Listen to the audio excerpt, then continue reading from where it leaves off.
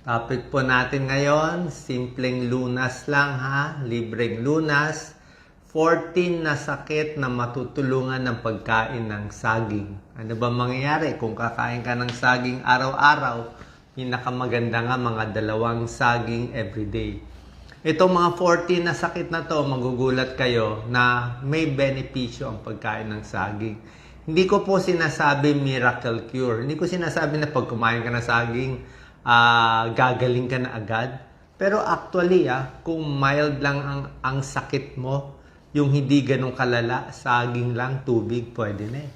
Yung mga home remedies, pwede na. Kasi kung hindi naman malala yung sakit, ayoko na masyado bigyan ng gamot. Diba?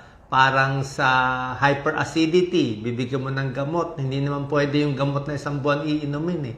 Usually, 1 week mo lang iinumin, tapos wala ka nang gagawin. Diba? Like may nervous ka, hindi ka makatulog, hindi ka naman pwede inom ng sleeping pills. So itong saging na to, pwede mo araw-arawin habang buhay, walang masama. 'Di ba? Kung makukuha na ng healthy foods, why not? Okay?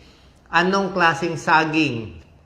Pwede lahat. Ako mas gusto ko lakatan. Okay? Lakatan kasi mas madilaw-dilaw konti, maasim-asim, may vitamin C ang lakatan.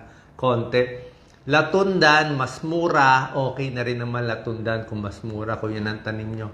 Saba, pwede naman saba, lulutuin mo lang. Pero ang sinasabi ko, mas gusto ko itong saba, lakatan, latundan, imbis na banana Q Ibang usapan ng turon, banana Q. Masarap ang turon, banana Q.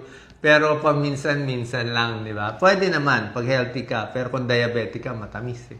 Favorite ko turon. Okay? Ang saging, gano'ng karaming calories? Mga 90 calories. Isang medyo malaki, kayang kalaki. Marami siya, kompleto siya sa vitamins. Vitamin A, vitamin B, vitamin C, konti. May calcium, may iron, konti. Pero pinakamagandang may potassium siya. Ang taas ng potassium ng saging, 360 milligrams. May carbohydrate din siya, pampabusog. Para siyang kanin, nakakabusog. Pero healthy carbohydrates to.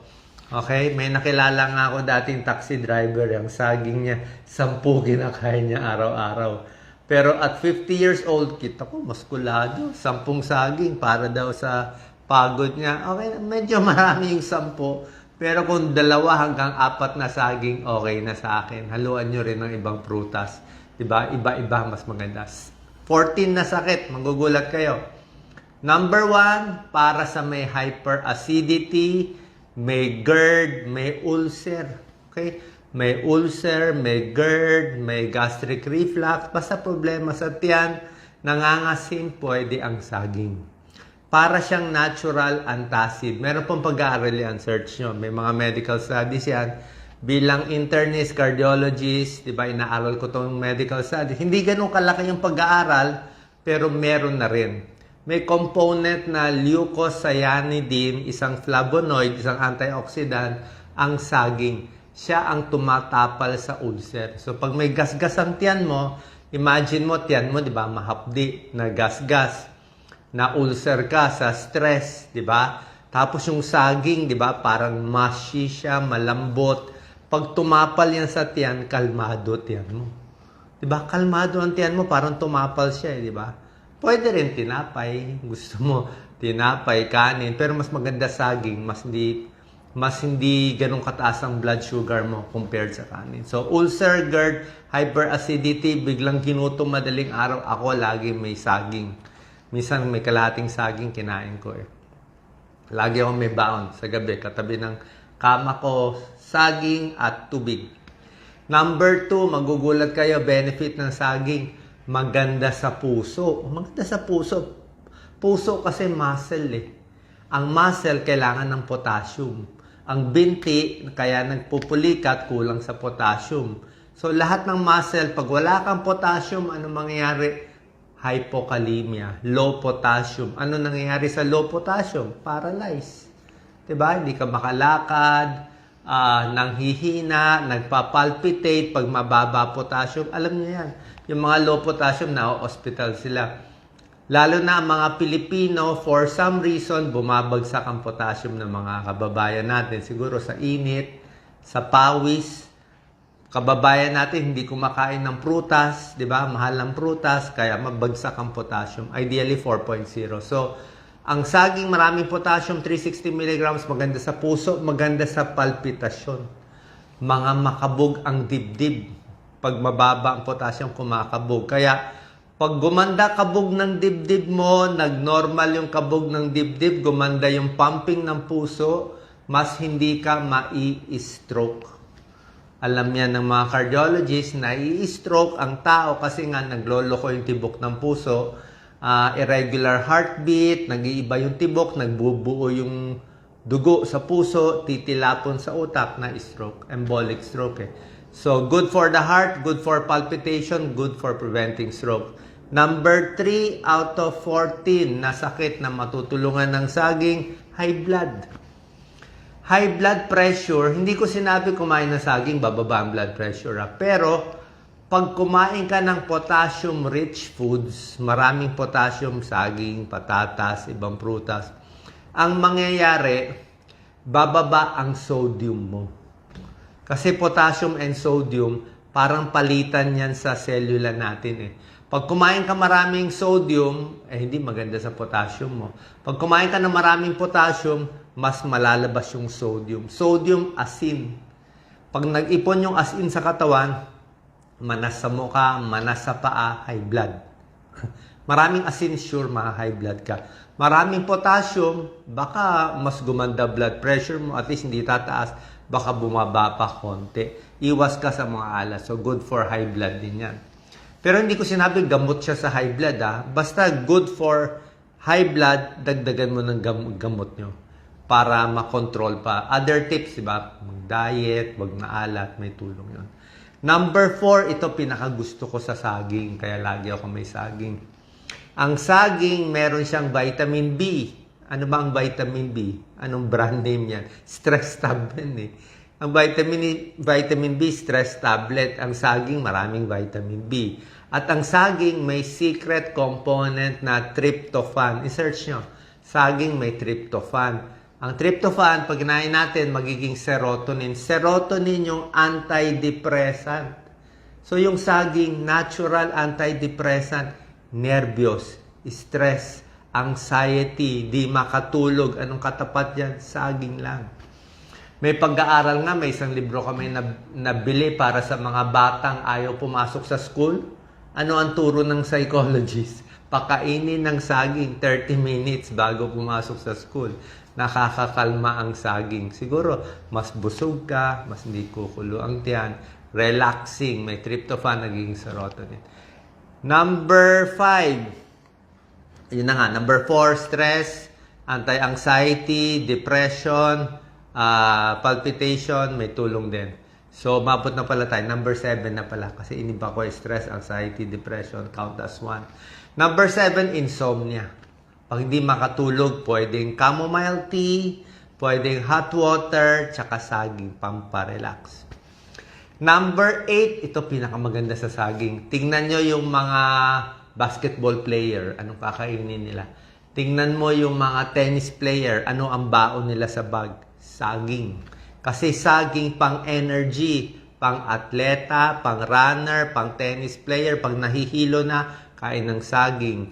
Pang construction worker, napapawisan sa araw, saging. Bago ma-heat stroke sa init, inom ng maraming tubig, saging. Kasi pawis lalabas yung potassium mo rin yun. Sodium, potassium malabas. So, ang saging, pampabusog, and may energy ka. Meron kang carbohydrates. Diba? May energy, mas busog ka. So, sa mga pagod, maganda saging. Number 9, pwede naman sa diabetes ang saging. Okay? Hindi siya super ganda, hindi siya super sama, nasa gitna siya So, yung saging, basta 1-2 saging sa isang araw, walang problema sa diabetic. Wag lang yung sobrang tamis na saging, yung nangingitim na, wag lang banana Q, wag lang turon na matamis, o yung saba na minatamis na maraming gatas, bawal sa diabetes. Pero kung saging lang mismo, pwede sa diabetes. Medium glycemic index. Number 10, ito may medical studies to. Actually, kung babasahin ko pa para sa inyo. Reduces childhood asthma. May European study, ito sinulat ko itong libro. May European study, 2,640 school children, mas hindi nagkahika. European Respiratory Journal na published to. So, good for childhood asthma, prevents leukemia na published sa American Journal of Epidemiology. Nakita na yung bata, mas hindi nagkaka-leukemia, mas hindi nagkakahika kung may saging. Mansanas, maganda rin. Number 11, ito pinakamaganda. Japanese banana diet, di ba? Weight loss, pampapayat, saging. Di ba? Ako nga, hirap mag-diet eh. Kung, di ba? Kung, siyempre, konti kakainin mong kanin, konting ulam, hilo-hilo ka na, saging na lang pangsapal mo sa tiyan. Di ba? Ang Japanese banana diet, saging lang kinakain nila sa umaga. Ang breakfast nila, saging. 2 hanggang 4 na saging, tsaka maraming tubig. Yun lang ang breakfast. Yung lunch, normal. Dinner, mas konti. So, pwede pang weight loss. May nabasa nga ako eh. May nabasa ko dati isang trainer. Pumayat ata siya ng 20-30 pounds eh. Saging lang kinain niya. Number 12, leg cramps, pulikat. Diba? Bakit tayo pinupulikat? Pwedeng bagsak ang potassium. So, saging. Pwedeng dehydrated, tubig. Pwedeng masakit ang paa mo, kailangan massage, pero saging may tulong din yan. Number 13, sa nagtatae. Ano ba binibigay sa nagtatae? Brat diet, B-R-A-T. Ano ang brat diet? Recommended sa buong mundo, recommended lahat ng doctors. Ang brat diet sa nagtatae ay B is for banana, saging. R is for rice sa nagtatae. A, apple. T is toast bread. Brat diet. Sabi ng iba, Doc, tumitigas ang dumi ko sa saging. Actually, hindi naman dapat eh. 'Di ba? Saging, oo, nakaka-form ng dumi, pero hindi siya talaga ganun katigas kasi may carbohydrates, may fiber din naman siya konti.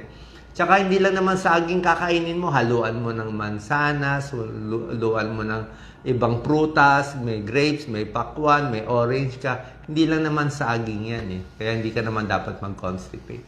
At number 14, ang saging, bagay na bagay sa mga babae for PMS, premenstrual syndrome, yung masakit ang puson, malapit na reglahin. Yung mga mood swings, di ba? Mainit ang ulo ng kababaihan pag malapit na magregla o nagme-menopause na, meron tong vitamin B6. So, nakita nyo, ang daming benefits ng saging. Itong 14 na nilista ko, ito talaga swak to sa saging. Yung ibang sakit, pwede rin naman. Hindi siya nakakasama doon. Gano'ng karaming saging sa computation ko? 2 bananas a day. Sabi ko nga, keeps the doctor away. Ang compute ko sa 2 saging, para ka nang uminom ng kalahating multivitamin. Yung mga multivitamin na binibili natin. Yung laman niya, almost half the multivitamin na eh. Yung 2 saging. Tsaka ang maganda sa saging, ang favorite ko, ang bilis ibaon. Pwede ibaon sa bata, nakabalot na.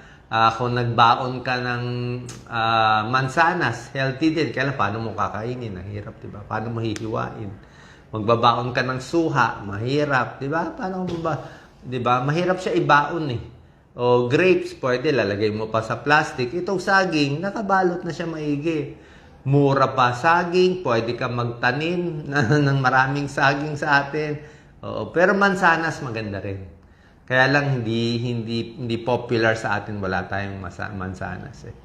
Meron bang side effect ang saging? Actually, wala. Halos lahat ng tao pwede. Sino hindi pwede kumain ng saging?